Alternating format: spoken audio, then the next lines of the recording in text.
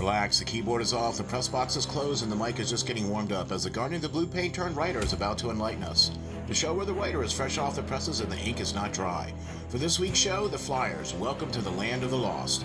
Welcome to the Hockey Writers Inc. Join Lance and Steel as we bring you all the latest on the Flyers.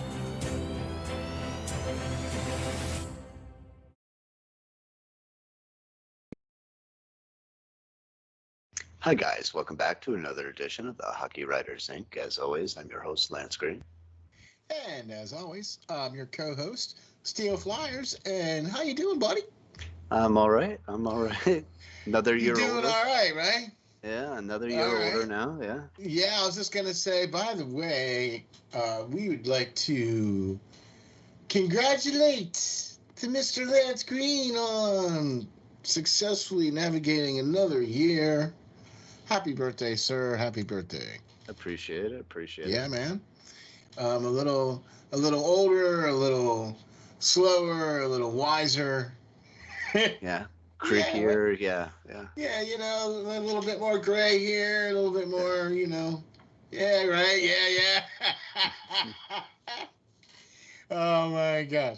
Well, congratulations, man. Happy birthday to you. So you get the big Hockey Writers Inc. salute for the birthday salute there for that for sure. And we would like to thank all you folks out there for checking us out and watching. We got, wait for it, episode number 88. That's right. The Flyers. Number. That's right. That's a good number. Maybe an Eric Lindros number. Yeah. Anyway. Episode 88, the Flyers, welcome to the land of the lost.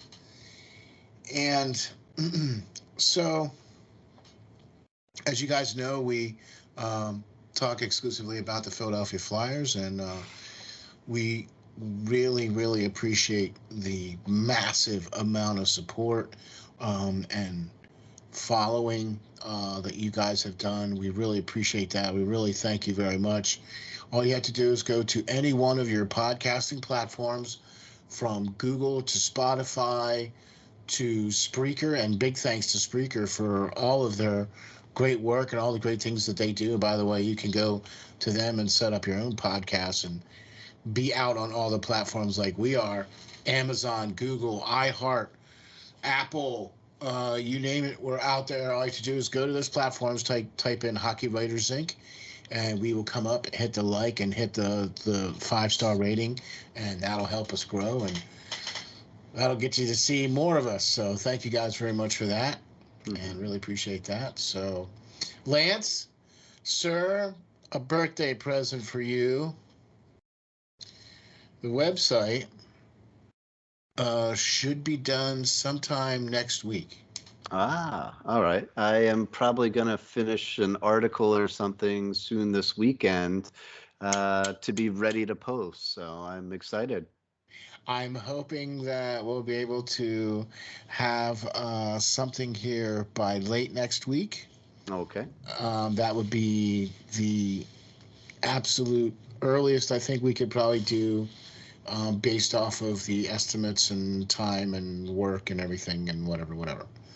So be looking forward to that. Also, be looking forward to the store being open, being able to buy a Hockey Writers Inc. shirt, being able to buy a Steel Flyers shirt, being able to buy a Pearl of Wisdom shirt. So be checking out the Steel Flyers website within the next week or so for sure for some updates. And we'll make some announcements out on Twitter and everything. We'll let everybody know once the site goes live and all that. So be sure to be looking forward to that and seeing Lance's great articles, man. I can't wait. I can't wait. I got a good one brewing. I just got to edit it. So. Oh, yeah. You've had one brewing here for a while here, I'm sure, right? A couple, yeah. I got I'm notes sure it's aplenty right here. Stacking up now, huh? Yeah. Excuse me. Well, let's dive right into the Flyers. Welcome to the Land of the Lost, episode number 88. Brought to you by the great SteelFlyers All Sports Network. So, Big Mac signs an extension for $925K. Thoughts? Good signing. I think Zach really brought it last year, getting picked up from Vancouver, and he came in and he was everything that a Flyer should be, and/or was at one point. So That's a good really way to put happy. that. Yep, really happy they signed this guy back. He was really happy to be back. His family, and everything were big fans, and talked to his mom a lot as well during the course of the season. So really, really good kid, good upbringing, and just plays with heart. Plays the game right. Yeah. Yep. I mean, every shift. Yeah, he did a great show with Nasty Knuckles, right? The great show with Riley Cote. And man, he was a pretty good scoring guy in junior. Mm-hmm. I mean, he was probably a little bigger than the kids were and whatever. I'm sure. Yeah, you know what I mean? And with his feistiness and everything, he was, but, once you get into the big leagues, it's a different story, and your moves are not really what you think they were, you know what I mean? Like it kind of, but I do agree. I'm of the same token. That's why I brought this up, because I was like, oh man, he's going to arbitration. Like, okay, I mean, why didn't you just offer him a contract anyway? You offered all these other guys contracts. I mean, what? All these other guys that were like, really? You offered this guy another contract? Like, really? And then this guy has to go to arbitration? Like, really? Okay. But I agree. He represented more of what the emblem on the front is than what the name on the back is this last year. Yeah, it definitely was refreshing for somebody to stand up and fight for his teammates as well when they, got a bad hit or something taken against them. Really, really good, team guy. And what the team was exactly missing. For years we're saying this. Exactly. Now, my question to you is, with Zach re-signing, and we both agree that we like Zach. Then we throw in Nick Del Saros, and now what? It's going to be a fun fourth line to watch. So you're going to bring both of them? Yeah. Every night? Yeah. Really? I would. Really? I mean, yeah. Why not? All right. They're gonna tank, so let them tank. Let them at least be fun to watch. Okay. I mean, during a fight, do you ever see anybody in their seats? The black and blue bullies, right? Right. How about the black and blue bullies? Wait, we don't need the Broad Street bullies anymore. Now we need the black and blue bullies. Yeah. We need to make teams black and blue when they come in here and play. I told you before, if you can't beat them up. Anyway. Okay. I mean, you're going to have them both out there. Okay. So, next question that's going to kind of go along with the fact that Big Mac re-signed. I mean, I'm just going to kind of bunch these all up, and I'm just going to jump around here because I have a bunch of notes here, and I just want to go into certain things at one point before I go into some other things. So not only was Big Mac re-signed, and then last week we talked about Tanner Laczynski being re-signed. Okay. Now, with Big Mac and Tanner Laczynski being re-signed, and then age and more age with Braun defense and Connauton defense, both over 30. Right? And then not to mention Grosenick goalie is 32 as well, right? So that's three guys that they brought in that are over 30, okay, that are supposed to play quote unquote significant roles with the team. Then you got Cooper Marody as center, Adam Brooks as center, and Louis Belpedo defense, and they're all like 26. Mm-hmm. Right? They're going to be mostly AHL guys. Yeah. All right, because I mean, like, who are these freaking guys? Well, Cooper Okay.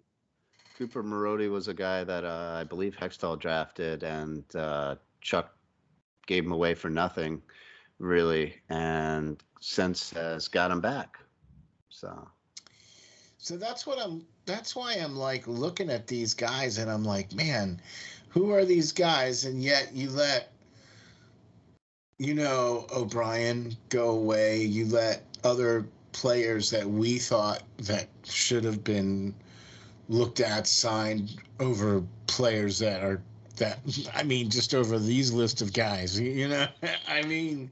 Yeah, there's a lot of questions. And I mean, if you want to break down starting at centers, I mean, and our options and all that stuff, we can go through it. I mean, it's a lot.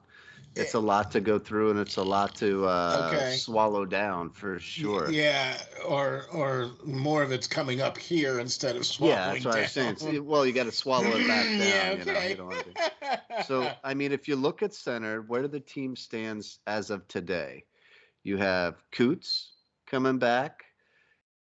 Okay, he's injured a lot. Hayes has been injured a lot over the past 2 seasons. They've re-signed Frost for some reason. And you have a guy I really like in Patrick Braun, who they picked up off the waiver wire. I think he's going to be a great fourth-line center. He can play wing if needed as well, but I really liked him last season, playing on the line with Mac, and now you got a lot more grinder line with Nick there. So who are options to keep an eye on in camp?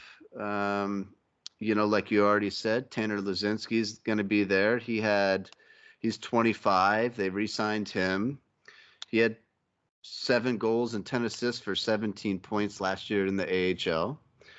Not overly impressive, but an option. You have Jackson Cates, who had 2 goals, 8 assists, and 10 points last year in the AHL. He played 11 games in the NHL and only scored 1 goal. Then you have some more enticing options. I tell you, man, I'm just like getting warm and fuzzies all over with this list here. I'm glad you are, because I'm not. So a guy I really like that could be a possibility is Wisdom, back again, healthy this time. Wouldn't that be nice? Wouldn't that be nice? He's 19 or 20 now. 20. Went back to Kingston, Frontenacs, scored 9 goals, 29 assists, and 38 points, and he played 40 some games there after he was come back from injury and sent back down. And then a guy you don't hear a whole lot about in John Randall Avon. Peterborough Pete, Chuck signed this guy. 29 goals, 39 assists for 68 points last season. A pretty decent pickup for nothing. Gosh, I'll take that all day long. But like you said, where's Jay O'Brien? We keep talking about this. Where's Jay O'Brien in the scheme of things? He's a point-per-game player over the last 2 seasons in the NCAA, playing for one of the biggest teams in college hockey. And he's a former first-round pick that's still not signed. One of like 2 from his draft class, 2 or 3 guys from his draft class in the first round. One guy that I'm talking about. I mean, we know that Bobby Brink is done for probably most of this year. Yeah, he's a right wing. Wing. So, he doesn't factor in the center concept here. But, and you also got to think about Cutter Gauthier. He played left wing. Yeah. With Team USA, but he's supposedly supposed to try to move on over to center this year at college. So we'll see how that goes. But he was definitely impressive in camp as well. Development camp is what we're talking about. Development camp, rookie camp, whatever you want to call it. He was definitely impressive, and as he should be for being, somebody drafted that high. And fifth overall, he already has the NHL body. He already has the the size, the speed, the strength. He has the body at least. So that Right. kind of gives him, I think, more of an edge than guys that still have those 1 or 2 years where they need to develop more, meaning they need to grow more. Right. You know what I mean? So he doesn't have to grow anymore. He's already ready to go. He's already baked enough. Yeah, I don't know who's going to challenge Frost in this You're realm kidding here. me, right? Well, that's what I'm saying. That's the bad part. Lazinski, Cates, they were in my mind showed to be maybe fourth line players at best, and Patrick Braun has beat them out in my mind. So So that's what I'm talking about. These guys are going to there's get beat out, and now what? right.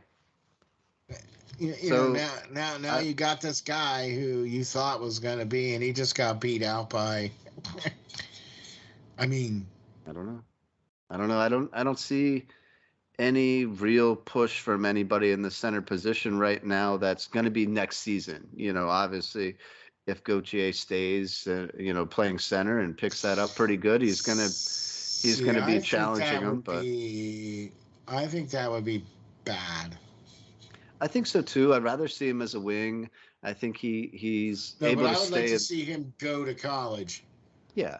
No. I think he will be this year, and that's what I'm saying too. Is nobody this season is going to Okay, challenge all right, Frost. yeah. There's nobody. I mean, There's nobody play that's your going to nine challenge him. games. Let him play the 9 games. Seriously, I would let him play the 9 games. Mm-hmm. What See do you what he got got. to? I mean, what?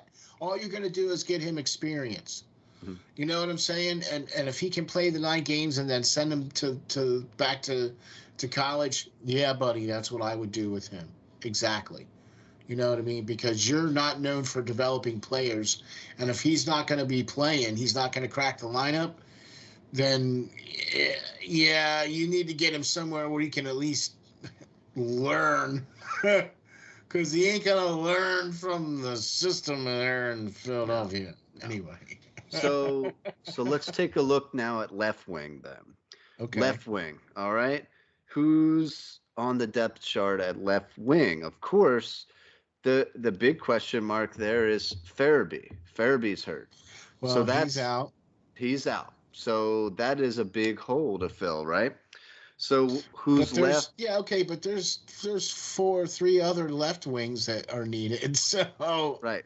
So you got JVR, you got ooh, you got Scotty Lawton, who was I a like center. that. You got Scotty Lawton, who was a center, but they moved to wing out of necessity. And then you got, Big Nick coming in, playing on the fourth line probably. So who does that leave us? Well, you had Ratcliffe come up, who, just like Frost, has kind of not turned out to be what he was once expected to be. You have Noah Cates. He had a couple of games where he looked okay, but he's not going to replace Farabee's production by any means. And then you have Dejournay, ready, Elliott. So I really would like to see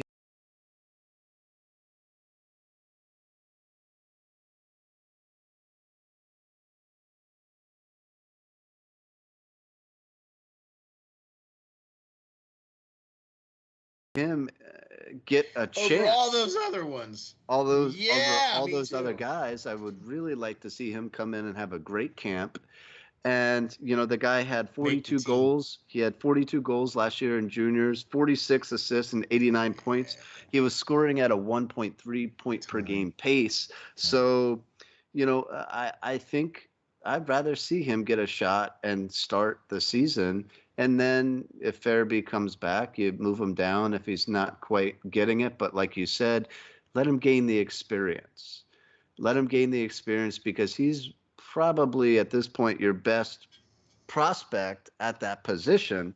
But another guy in my mind who's definitely going to go to college, but I really like Alex Bump. So Alex Bump, me too. he got drafted and this past year. Yep. He just looks super duper set poised. to go. Yeah. He looks poised. He was awarded the basically high school player of the year. Yeah. So that was great. I think that was NBC or CBS Sports named him that, whatever the case may be. CBS, Something like that, I think. So really great player. I don't know how Chuck pulled that one off, but he did pull that one out of his hat. I think that was a great later round draft pick. And, I'm excited to see him play this year. Yeah, I am too. And I'm excited to see this Cutter Gauthier as well. I'm excited to see how he's going to be next year because I think he'll make the team next year out of camp. Depending on if he, goes to college, has a good year in college, comes to camp, you know what I mean? He's a year older, whatever, or maybe if he does another year. I don't know.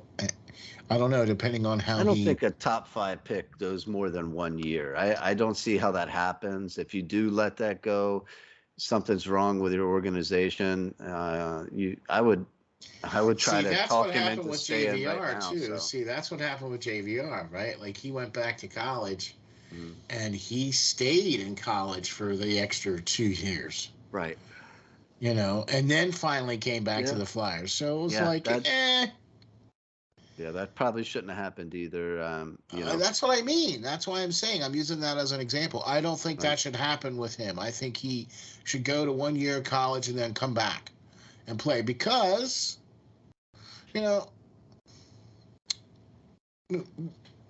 there's a coach, I believe, that's going to weed out a lot of the guys that are not buying into the team or not buying into the system or not buying into what he's trying to do. Mm-hmm. Do you know what I mean? And we're sitting here rattling off all these names, and I have a feeling that a good large percentage of these guys ain't going to be here next year. Oh, well, hopefully the GM isn't as well. But like I said, a good number of these guys ain't going to be here next year. Right. So if we go to right wing now, I think this is the position, at least offensively, with the most depth. Yeah. So you have TK, you have Cam Atkinson, who really was a bright spot to the team last year. Very much so, yes. You got Owen Tippett, who they just re-signed, and who I really like. We talked about him last show. Definitely, every time he's on the ice, he is getting some chances. You notice him at least. He's doing something. He's doing something. That guy. That you have to pay up. He's on the ice. You better pay attention where he's at. Your head has to be on a swivel where he's at because he's going to make something happen or he's going to be doing it himself. Mm-hmm. And then you got, McEwen. So, he's going to round out that fourth line and be another big bruiser there. Big injury in this group as of right now is Bobby Brink. I think he would have probably started with this kind of depth at this position. I think he would have started this season in the AHL, but who knows? He is labeled probably the best prospect still. I think Cam York is solidified himself as a NHL player, or at least he should be this season. So, Bobby Brink is going to be on the shelf for a while. So, who's going to be that call-up guy? It's kind of slim pickings in my mind. You have Linus Sandin, who was, propagated to us as, being some bright spot to come out of the SHL and really had a chance to make the team and really has done nothing of any substantial, stats or anything since he's came over. The Flyers spent their first pick last year, second round pick on Samu Tumala, and he had 3 points all of last year in the Liga.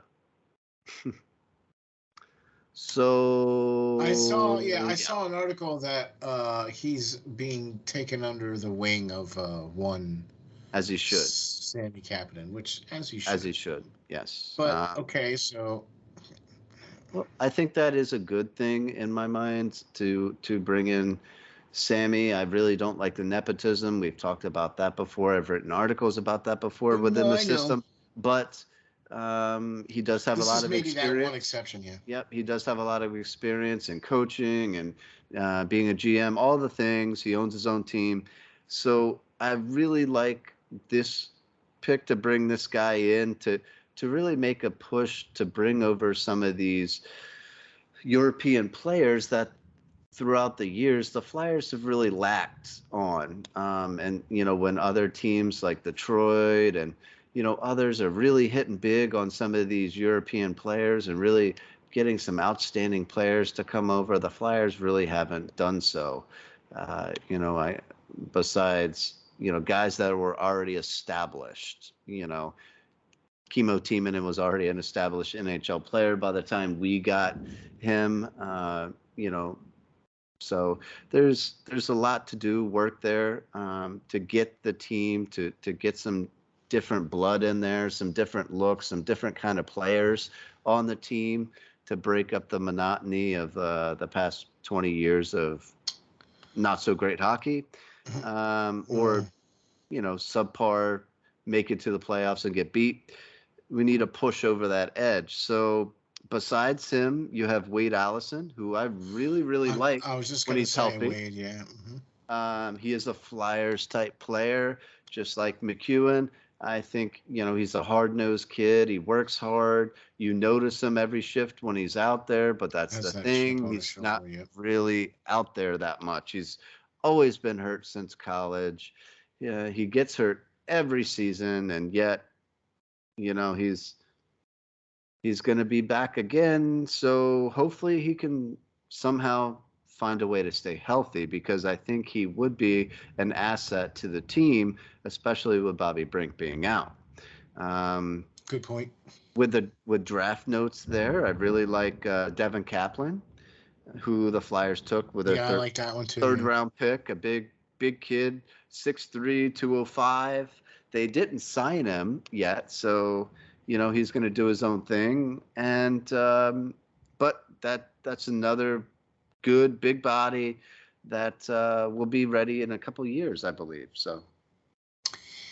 Okay. I mean, the one thing that we haven't talked about very much in the last couple of shows, and it was something that I wanted to kind of touch on for this one here, and it's part of that list of items that still need to be addressed, as far as I'm concerned.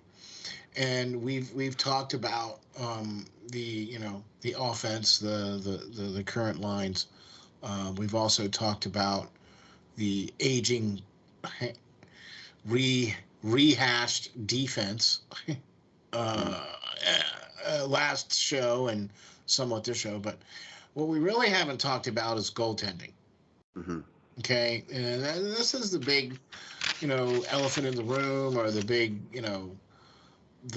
the ugly set of curtains, or whatever you want to call it. You know what I mean? And my biggest question is this. Okay, so backup goalie, and do they really think that Troy Gooseneck is going to be the backup to Carter Hart? I mean, are they teasing us or something? Well, that is a big question too. I mean, in Hart, let's preface and back this up with Hart being 23 years old. Last two seasons haven't been great. Let's say that. And for Carter Hart, that would be putting it mildly. You know what I mean? 18 wins he totaled in the last two seasons combined. That's not great. That's not great. A horrible, fireable win percentage in my mind. Just not really good. Both years over 3 to 3.5 goals a game average, letting in, and just not the guy you want leading the way. If this was the 90s with Martin Brodeur that was going to play, 78 games out of the season like he used to, or Patrick Waugh, who played, 75 or some crazy numbers, I wouldn't be worried about who's going to back up as much. You know what I mean?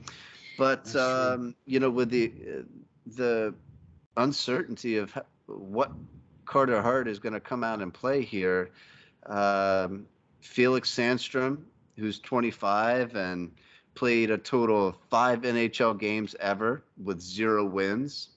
And Troy Grosenick, who's 32 years old and has only 4 games to his credit in the NHL and only has 2 NHL wins ever.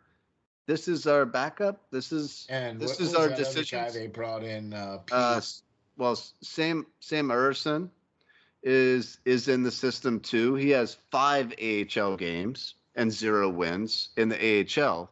Even we all know that Big Ivan was supposed to come over. We were all really excited about that. We've written about him and talked about him on the show so much, but we all know that, that's not going to happen now with his state in the Russian army. So, I'm very uncertain, and this is the biggest hole in my mind, where they should have solidified this because of how bad the team is, and the fact that you did really nothing to improve the defense besides replacing Ryan Ellis with Tony DeAngelo. You didn't better it at all. You just put a Band-Aid over it. And, while I like DeAngelo, it's not making the team any better. It's putting them back to somewhat where they would be if Ellis was healthy. So I'm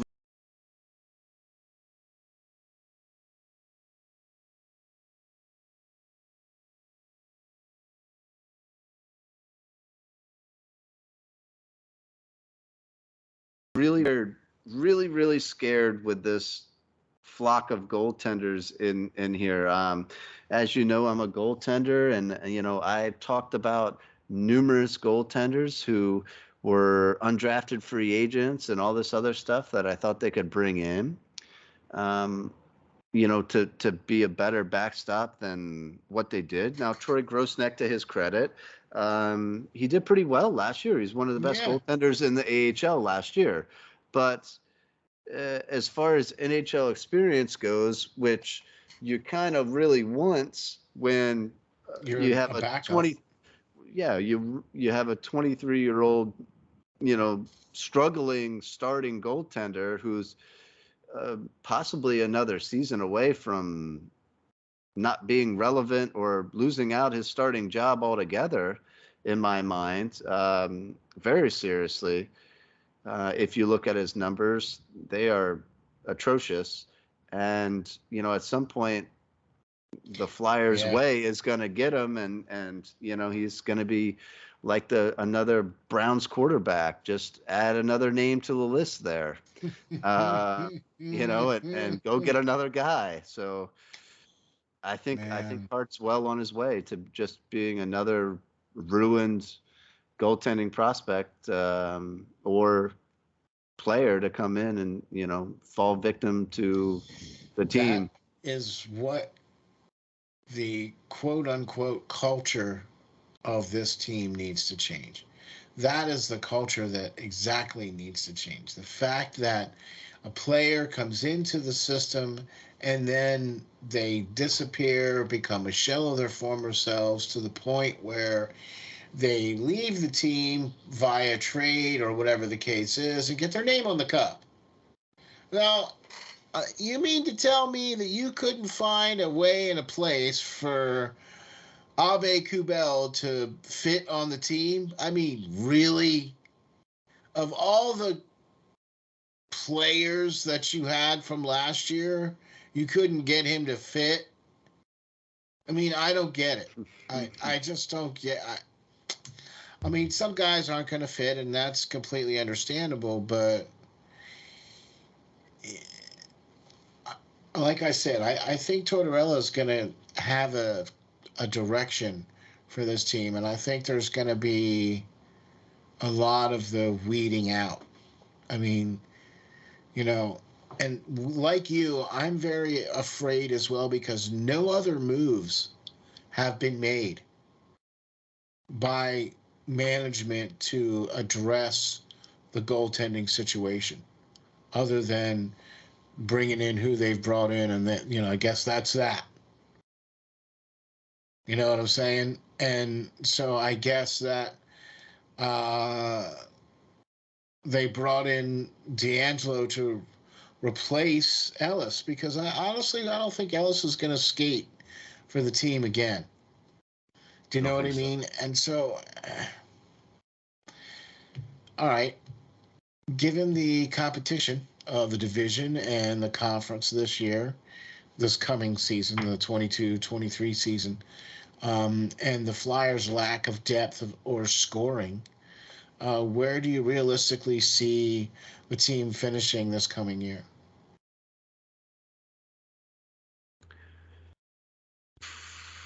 I don't know. I think a lot of teams got better. I think New Jersey definitely got better.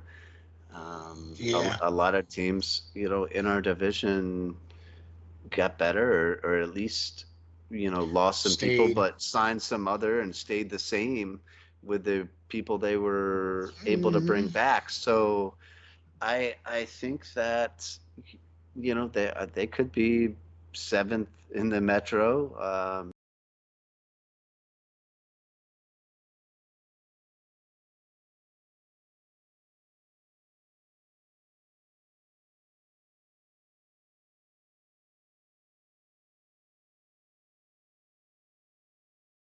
And that's really pushing it. 6th in the Metro. If the coach, if they stay healthy and the coach really gets them to play, but I don't see the star power to win against some of the big teams of the East.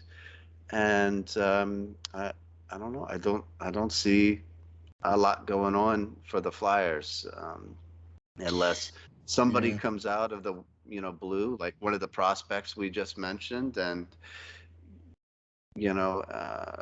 really has a fantastic campaign, like a maybe Solane rookie season, then well, and we could dream, right? Yeah, but I don't foresee that happening. So no, I don't know. I think the Flyers at least need to go out and take a good long hard look at some goaltenders that are still available.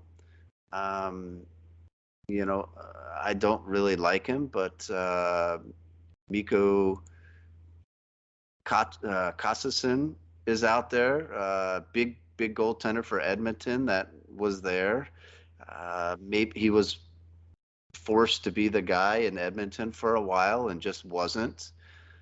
But we talked about before how you have Holtby still sitting there. A Vezina winner, a Cup winner.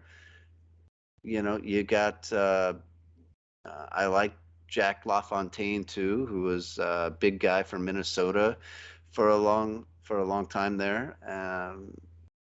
Garrett Sparks even has played some up and back, in the NHL down to the AHL. I just really don't trust, two guys who together have only played in 9 career NHL games, like to be an option for the backup this year.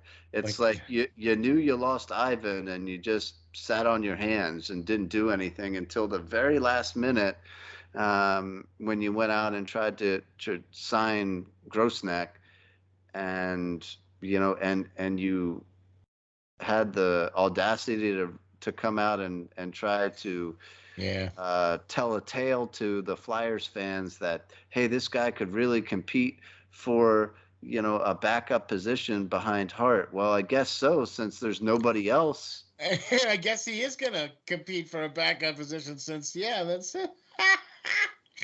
Okay. I mean, I'm just trying to, see if there's projected cap space is nil. Right. Right. And there's, but is there, there's going to be some long-term IR, obviously, with Ellis and with a couple of the other names on there, Brink and Joel Farabee, right? And potentially whomever else. you would think that we would see some moves or something we haven't seen anything. I mean, let me ask you this question, okay? Do you think that what is going on right now is spelling the end for Mr. Fletcher? I really do. I really do. I think, we all heard, how he had that open checkbook and he had free reign to do what he had to do to get this team turned around and all this stuff. And, he failed to make any substantial moves this year, this offseason. Last year, he made some kind of dumb moves and giving a first-round pick away. And Ellis is one of them. Anyway. And Ryan Ellis, and we said that before, where you traded for a guy that had played one full season in his career ever, and you expected him not to get injured. I don't get the rationale behind that. So I'm perplexed. I really don't know why there wasn't more moves or why he still isn't trying to make moves. I really haven't heard any rumblings of anything else that he's tried to do since, free agency. Yeah. But we also talked about, there's free agents out there as well that could be signed still, and aren't. But again, you weren't able to get rid of the cap space to do anything. So. Yeah, I mean, the fact that we still have JVR as part of our lineup, I mean, okay. I don't know how you can't get rid of a guy who led the team in goals last year and only has 1 year left on his contract. Even if you retained 50% of his contract for 1 year, like, you would still have what, $3 or $4 million to go out and spend on somebody else, and you're free of JVR, who only plays, maybe 15 games a season that he actually really plays and goes out and tries. I mean, yeah, right. Or shows up for. Yeah. So I don't know. Okay. I look down this free agent list and I see names like Phil Kessel's still there. He's older. Yeah. I see Kadri still there, obviously. Yeah, but that's going to probably be well above. He may be a little pricey in my mind. Yep. You got Tyler Pitlick, who's still there, who was a Flyer that played great for us. Sonny Milano's still a free agent. Evan Rodriguez, who had a great year with Pittsburgh, is still out there. There's guys to be had still, and even prospects. Like one of the best college players in a long time, that Dallas signed, Jordan Calgiai. I butchered that name, but he was a great player. But he was a free agent as well, and is a center. So I mean, he could have been signed to battle for that spot with Frost or something. Mm-hmm. There's just a lot of Sam Steele from Anaheim is free agent still, and he did pretty darn good in Anaheim for what he was asked and who he played for. But he could have really had a chance to flourish here as well, and he's still a free agent. So there's still guys out there to be had, but I just don't see anything. Phone's not ringing. He's not trying. He's not. I don't know. So let's just make some clarity here. We don't know if he's trying or not, because we are not privy to what's behind closed doors. But the perception is that there's being very little done because we're not hearing about news or announcements of this player signed, or whatever, this transactions or whatever. We're not seeing that from the team. So our perception is that there's nothing being done. When we look at the holes that are in this team and we're thinking, well, all right, so maybe he is on the phone and trying to make deals, and I'm not saying we he's don't not. know. Yeah, we don't know. My point is that we don't know if he's not doing anything. It's just the perception that we see is that we feel that there's not anything because we're not seeing anything.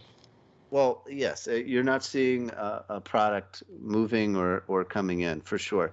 But like I said, not that I'm saying he's not trying, but he's not effective in trying at least. I mean, like we said before, you saw so many other people go with so many get traded with that are older, had a lot of years, that had more salary, and were still able to get traded. I just don't see why he couldn't have moved somebody in a sense, and maybe not for the big names that he was chasing, but for even to gain access to. I'd rather see 2 or 3 players come in and fill multiple holes than one superstar at this point, really, because one guy is not going to fix the problem here. But if you start to get a good nucleus of guys in here, in 2 or 3 years, you can have right, and add to that youth that we do have, and let them play together for a little bit until some of our better draft picks and Cutter and everybody else gets in healthy. But he's not. So I think Fletcher is digging his own grave as we speak. In our minds, I know he's been doing that for quite some time, but he definitely had a long leash from Comcast. And he still has the wool pulled over their eyes that his biggest acquisition this year was a coach. And I'm sorry, Tortorella, I think, is in my mind a good coach. I don't know if he's fit to coach youth of today, but we gonna find out. We're going to find out, and he's going to get the most out of the guys that he can for sure. But, at the end of the day, Chuck, Tortorella can't get on the ice and play the game for you. So you got to get somebody who can, and he really failed to do so. And when he has tried to go out there and strike it big, he's struck out. So, he's put the Flyers right back into the cap purgatory that they were when Hextall took the job. So it's not any better. He just put us back into the same place we were, 10 years ago? 4 or 5 years ago. Thanks, Chucky, baby. All right. We're not any better. We're definitely, I think we're worse. I think the team is worse. The fact that this is what they're going to go with. All right. Good luck selling this, because this is just not gonna. I mean, if they would have, like we said, like you've mentioned many times, if they would have just came right out and said, "Look, we're sorry, but we're gonna suck for the next couple of years because we don't have much, or this or that or whatever." If they just came out and told the fans that, had the big press conference with Chuck and all the assistants, and then I don't care who you put up there on the press conference. Just come out and say, "Look, we're sorry. The product that on the ice right now is going to stink, but we're working our tails off to get it best, and these are the ways that we can do it." If you don't come out and say that, then everything that you do just puts egg on your face, because it doesn't allow you to do anything to make the team any better, because you're not fixing the problem. You just keep putting more silly putty in the hole. You're not fixing the dam. You just keep putting more silly putty into the hole, or more tape over it, or you put another finger in it, or what. I mean, whatever. You're not fixing the leak. You're just you're not fixing the reason why it's leaking. You're just, every once in a while it leaks, you put a plug in it. Yeah. I mean, Hey, I mean, maybe he'll keep going this route and re-sign Zach Ronaldo. Let him. He's a free agent. Let him come in and let's have, at least two lines of guys that are just fisticuffs. Who knows? I mean, at this point, at least the fans get on their feet for that. We all know that this team's not scoring goals, so to the celebrate 60 or 70 that are going to show up. Yeah. I mean, I hope there's going to be more than that show up, because this team deserves to be supported and followed. And this team deserves to have the hardcore fans that we are. And this team deserves to have the best people following it and giving it the best as far as podcasts and everything like that. And it's up to us to make sure that no matter what the team is on the ice, that we are providing you with the most truthful and integral information that we possibly have, that we can pass on to you. And everything is basically how we feel. I mean, we analyze the team, we look at players, we look at prospects, but in the end, we're just looking at it, and this is what our assessment is. We can only do based off of what we see, what the knowledge is that's out there. Okay? We're not privy to behind the closed doors, and we're not privy to, Chuck really working hard and being on the phones for, 18 hours a day. We don't know that. But we don't see anything being announced, and so we assume that, well, I guess he's not manning the phones or whatever, because there's no deals coming out today. Even if he was, he's not being effective this offseason. So if you're not effective at your job, you probably need to go find a new one. Or somebody should be helping you find a new, or whatever. Right.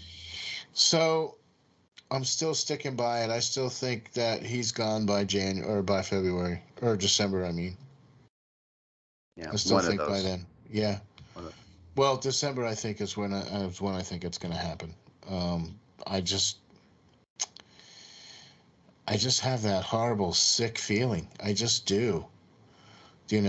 And it's like he's swinging for the fences, but yet instead of using a fixed bat that's corked or weighted heavy or whatever, you're using this tiny little toothpick thing that you can only use one hand. So if you're swinging for the fences, you want to have the biggest, hugest bat possible. Nah, he's got a wiffle ball. He's playing with a wiffle ball. Yeah, he's using this little stick, this little twig. Like, well, yeah, he made it.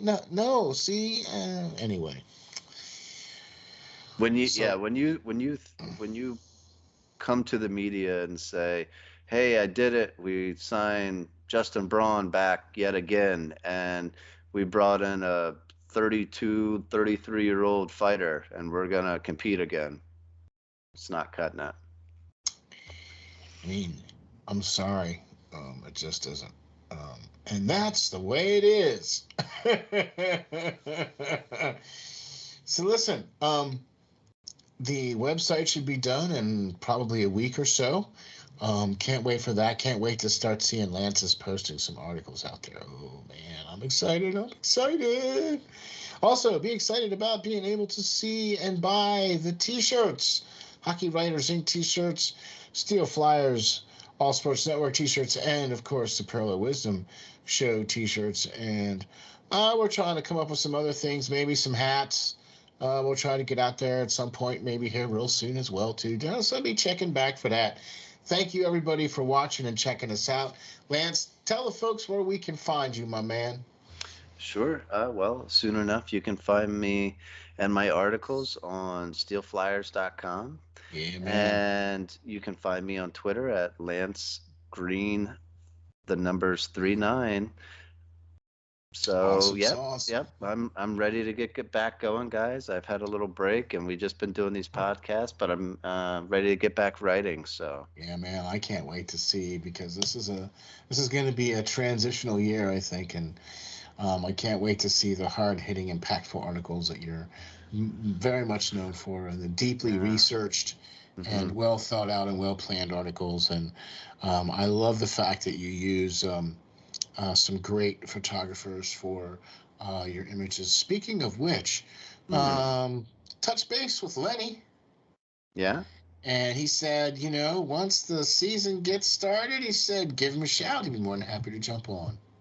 Well, that's good. Yeah, I was going to hit him up soon, too. He wished me a happy birthday today and all. So, Awesome yeah. sauce. I wished him a happy birthday as well because his birthday He was just passed, yeah. Yeah, like the end of July, I think, or whatever. So, Lenny Redcole's great friend of the show, and we had him on, and great photographer. Man, he was just a great guy, and looking forward to seeing him again as well too. So, thanks everybody for checking us out. We'll catch you all on the next episode of the Hockey Writers Inc.